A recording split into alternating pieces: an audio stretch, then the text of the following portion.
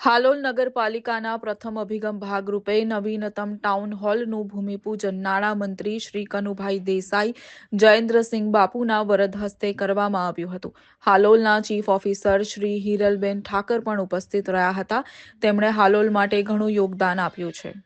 આ town hall માટેની જે જગ્યા છે એ જગ્યા પોલીકેબ ઇન્ડસ્ટ્રીઝના સહયોગથી પોલીકેબ ઇન્ડસ્ટ્રીઝે લગભગ 2.5 કરોડ રૂપિયા જમીન માટે આપ્યા.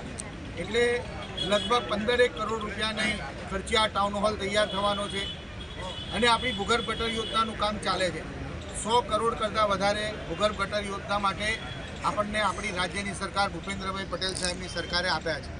એની ભૂગર્ભ ગટર યોજનાના રસ્તા માટે જે રસ્તા તૂટ્યા છે રસ્તા માટે પણ 15 કરોડ રૂપિયા જેટલી માતબર રકમ આપણને આપણી રાજ્યની સરકારે આપ્યા છે.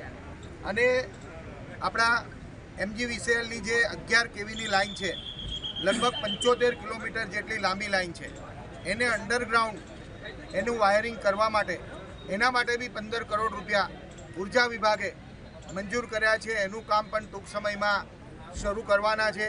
એના માટે હું કનુભાઈ દેસાઈ સાહેબનો આ વિસ્તારના પ્રતિનિધિ તરીકે અને નગરપાલિકા વતી હું ખૂબ ખૂબ આભાર માનું છું. ભૂપેન્દ્રભાઈ પટેલ સાહેબનો, કનુભાઈ દેસાઈ સાહેબનો આ તબક્કે હું ખૂબ ખૂબ આભાર માનું છું.